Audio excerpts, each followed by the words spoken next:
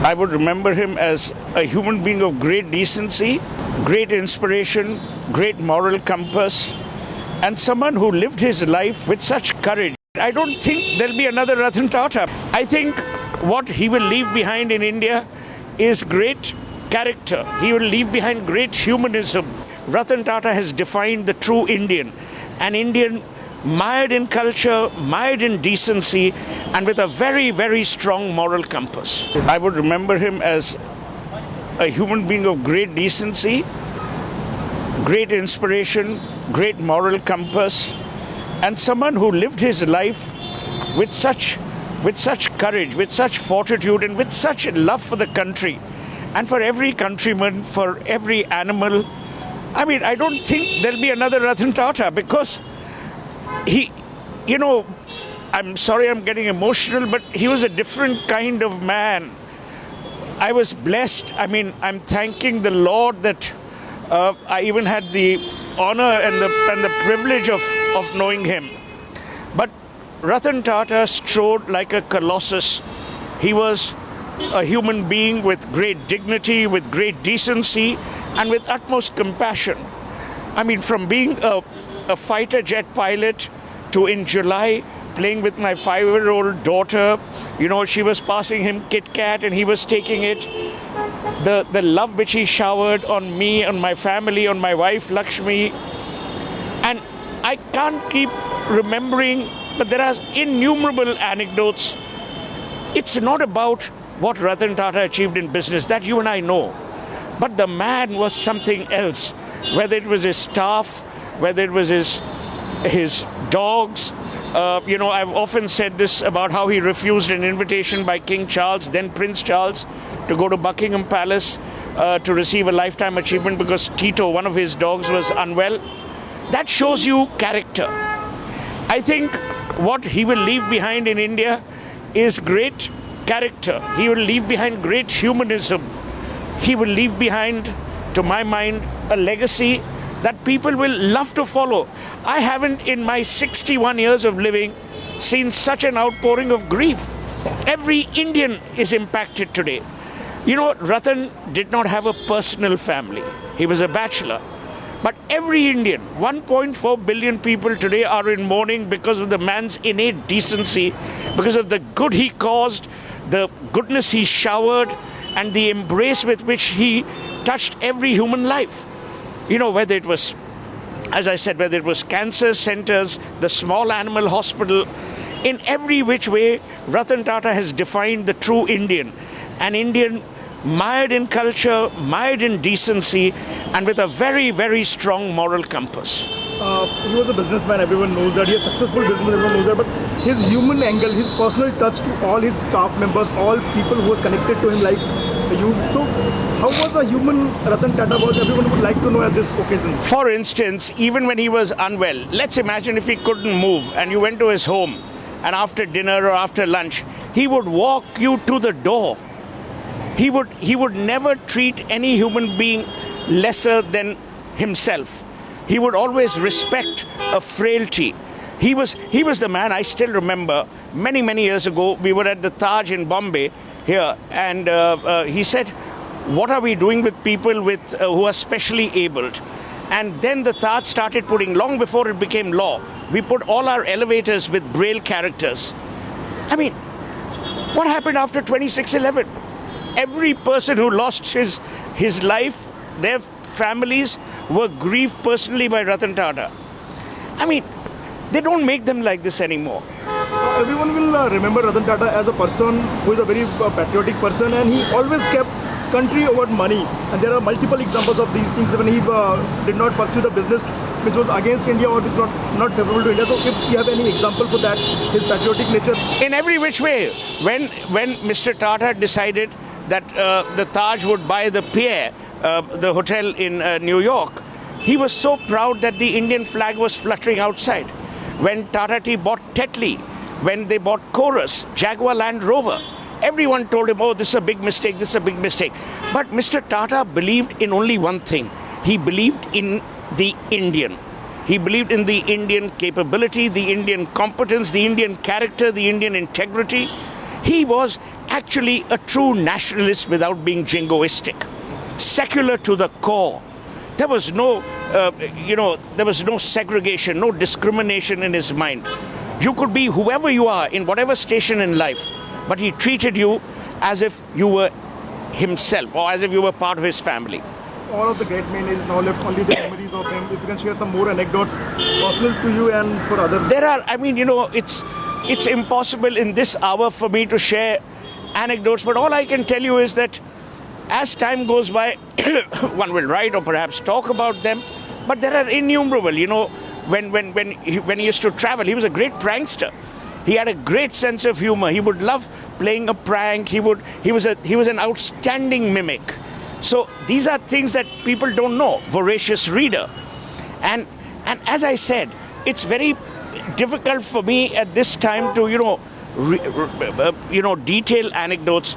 But all I can tell you is that no matter where he was, you knew there was going to be a lot of fun. There was going to be decency, and there was going to be this man with great character. हम आपसे हिंदी में भी जानना चाहेंगे, पूरे देश का नुकसान है, पूरे देश में एक रतन खोया है। आपको लगता है कि क्या ये व्यक्तिगत नुकसान जो आपका है कभी भी फुलफिल हो पाएगा, इसका कोई रिप्लेसमेंट नहीं? मैंने किसी को अभी बोला कि मैंने जब अपने पहले पिताजी और फिर उसके बाद माताजी को खोया है, आज मैंने तीसरा पेरेंट खोया है। और ये सिर्फ कहने की बातें नहीं है, क्योंकि देखिए, मैं उनको 1990 से जानता हूँ, 34 साल, और मेरी उम्र 61 है। तो आधी ज़िंदगी मैं उनको जानता था, और जितना स्नेह उन्होंने मुझे दिया, जितना प्यार, जितनी विनम्रता से वो पेश आए, मैं कौन हूँ? कुछ भी नहीं। उनके पास पूरी दुनिया थी, पर उन्हें ये लगता था कि भाई हाँ, कि मैं अगर सुहेल के साथ बैठूँगा तो हंसी मजाक होगा। और एक बात है, मिस्टर टाटा में एक खासियत ये थी कि वो सच के पहरेदार थे। अगर आप उनको सच एडवाइस देते, उनको वही पसंद था। वो उनमें से नहीं थे कि भाई आप उनकी हाँ में हाँ मिलाओ। तो वो जो उनकी खासियत थी वो बहुत यूनिक थी। एक चीज़ है कि वो एक सफल बिजनेसमैन थे, ये सभी लोग जानते हैं। उनकी फिलॉन्थ्रॉपी के बारे में भी बहुत किस्से मशहूर है, लेकिन एक ह्यूमन बीइंग के तौर पे कैसे थे वो? एक पर्सनल टच जो उनका लोगों के प्रति होता था, अपना स्टाफ, अपने दोस्त या अपने जानने वाले। मैं आपको एक बात बोलूँ, अगर वो कहीं बाहर जाते तो ये नहीं कोई स्टाफ अलग टेबल पे खा रहा है और कोई और अलग टेबल पे खा रहे हैं। सब एक साथ खाते थे, सब एक साथ रहते थे, सब एक साथ प्यार से रहते थे।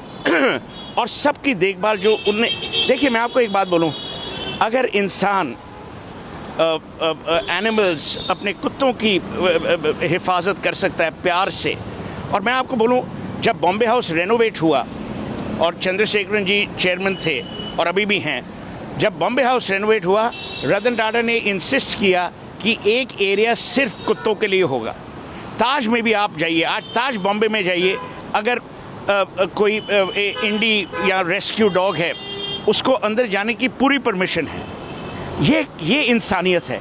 इंसानियत ये नहीं कि आप सिर्फ अपने लोगों में अच्छे रहें, पर इंसानियत ये होती है कि जब तबके का सबसे जो वीक आदमी है उसके साथ आपका जो व्यवहार है वो इंसानियत है। सर, बिजनेसमैन तो बहुत सक्सेसफुल थे, उन्होंने मनी फोल्ड बढ़ाया, जो पूरा रेवेन्यू था अपने ग्रुप का, लेकिन इंसान के तौर पे बहुत सफल है। आपने बताया हमेशा उन्होंने बिजनेस के ऊपर देश को तरजीह दी। अगर बिजनेस में फ़ायदा हो रहा है और देश के नुकसान में तो उसको छोड़ देते। मैं आपको एक बात बोलूँ, मैंने ये लिखा भी हुआ है, 2008 में मैंने लिखा था। मैं नरेंद्र मोदी जी के घर था गांधीनगर में, तो उनने मुझे पूछा कल कहाँ जा रहे हो, तो मैंने कहा बम्बई। तो उन्होंने कहा जब रतन टाटा को अगर मिलोगे तो मिस्टर टाटा को बोलना कि नैनो यहाँ ले आएँ। तो मैंने ये मैसेज कम्युनिकेट की। उसके बाद, और ये नरेंद्र मोदी की भी you have to give him credit, उसके बाद पूरा वो जो सनद एरिया था वो ऑटो हब बन गया। पर क्यों मिस्टर टाटा ने नैनो क्यों शुरू की? नैनो इसलिए शुरू की क्योंकि एक दिन जब वो ड्राइव कर रहे थे, उन्होंने देखा कि एक परिवार एक स्कूटर पे भीग रहा है, तो उन्होंने कहा हम लोग 1 लाख की गाड़ी क्यों नहीं बना सकते, और वही हुआ।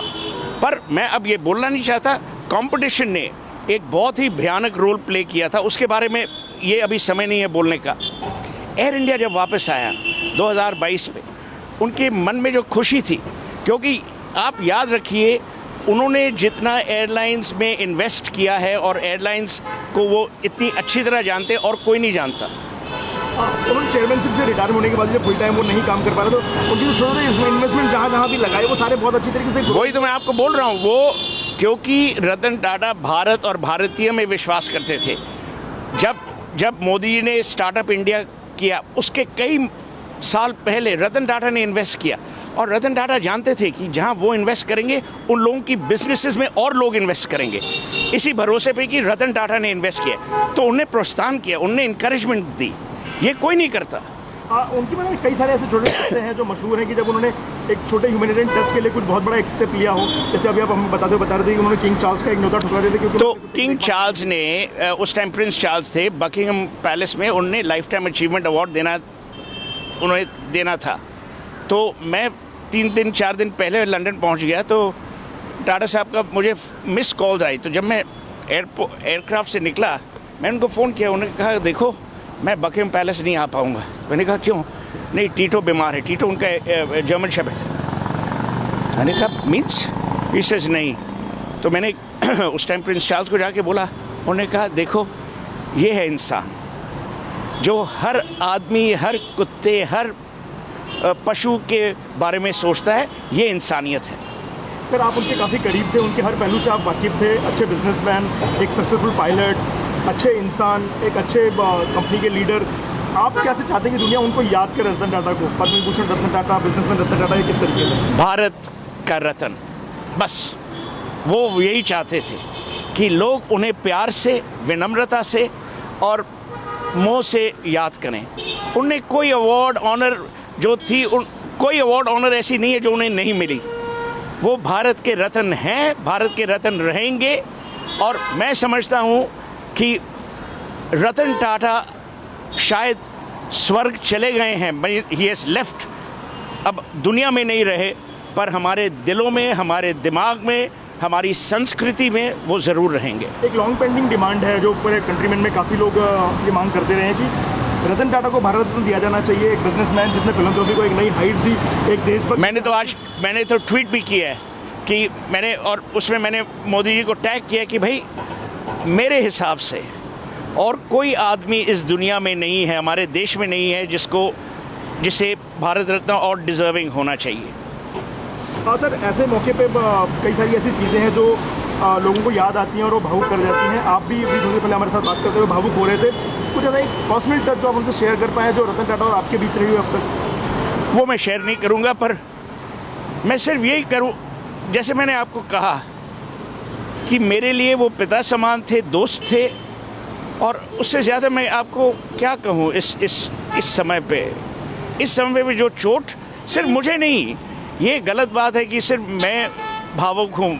आप देखिए, आप लोगों से पूछिए, मैंने ऐसा कभी नहीं देखा, और ये रतन टाटा का बड़प्पन है। सर टाटा ग्रुप का बिजनेस और टाटा ग्रुप जो फिलॉसफी प्रोजेक्ट है उनका फ्यूचर आप यहाँ से किस तरीके से देखते हैं? बहुत बढ़िया, क्योंकि चंद्रशेखरन जी जो चेयरमैन हैं और नोएल टाटा और मेली मिस्त्री जो टाटा ट्रस्ट में हैं, वो देखेंगे कि जो लेगेसी टाटा हाउस की है, हाउस ऑफ टाटा की है, वो क़यामत रहे।